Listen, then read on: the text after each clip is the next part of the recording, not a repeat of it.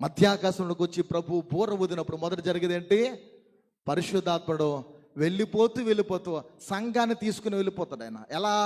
మేఘాల మీద తీసుకుని వెళ్ళిపోతాడు ఆయన.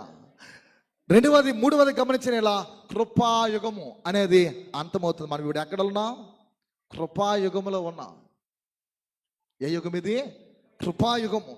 మోషే ద్వారా ధర్మశాస్త్రము భూలోకానికి వచ్చినట్లుగా యోహాను సువార్త 1:17 ఉంటుంది. క్రీస్తు ద్వారా ఎఫెసీయులకు రాసిన పత్రికలో వ్రాయబడుతుంది.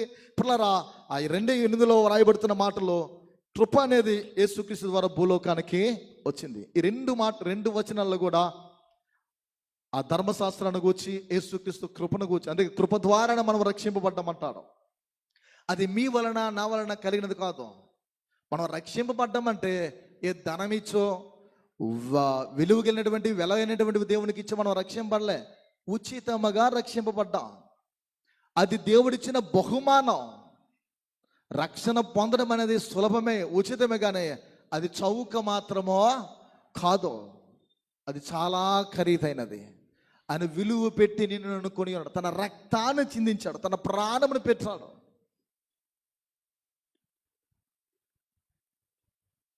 యేసుక్రీస్తు వారు నీ కొరకు నా కొరకు చనిపోయాడు. చనిపోవడం అనేది చాలా ప్రాముఖ్యమైనటువంటిది. ఎంతగా మనం పరిగణిస్తామో అంతకంటే ప్రాముఖ్యం మరణము ధ్వంసము చేసైనా తిరిగి లేచాడు. అందుకే మనం నమ్ముకున్నాం యేసు ప్రభుని. ఆయన ఉన్న ప్రత్యేకతే అదే. మరణము గెలిచి మరణానికే భయాన్ని కలుగు చేసిన వాడు ఎవడు ఈ భూ ప్రపంచంలో లేడు. ఆయనలో ప్రత్యేకత లేకపోతే ఎవరు నమ్మకం. కృప యేసుక్రీస్తు ద్వారా వచ్చింది. ఆయనకు ముందు జనించిన మోషే ద్వారా ధర్మశాస్త్రము ఇవ్వబడింది. యేసు సిలువలో మరణించిన దినము నుండి కృపాకాలం లేదా కృపాయుగము ప్రారంభమయ్యింది. సిలువలో ఆయన మరణించినది మొదలు ఈ కృపాయుగములో ఎవరైనా దేవుని కృపను ఉచితముగా తమ జీవితంలో సులభంగా రక్షణ పొందుకోవచ్చు. కేవలం కృప ద్వారా. నువ్వేమేం అవసరంలే, ఏం ఖర్చు పెట్టవసరంలే. దేనికో మనం ఖర్చు పెడతాం. మన జీవితంలో రక్షణకు మాత్రం నువ్వు ఖర్చు ఏం పెట్టవసరం. ఉచితంగా ఇస్తున్నాడు. కాపాడుకోవడానికి మాత్రం కొంత నువ్వు చెల్లించాలి.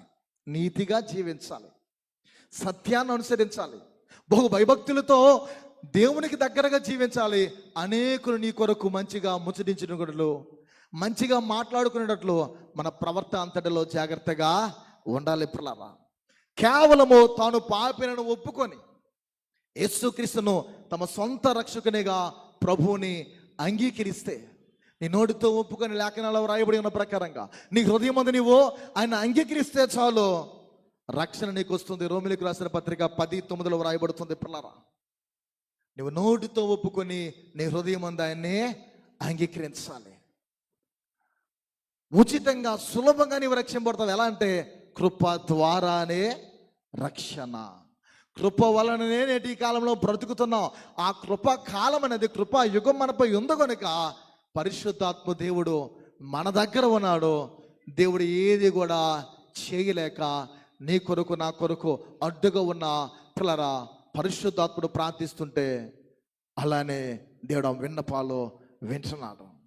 అయితే దేవుని బురం రోగినప్పుడు ఈ కృపాకాలం అనేది, ఈ కృపాయుగం అనేది అంతమైపోతుంది. ఆ బోర మోక ముందే మనం చక్క పెట్టుకోవలసినవన్నీ చక్క పెట్టుకోవాలి.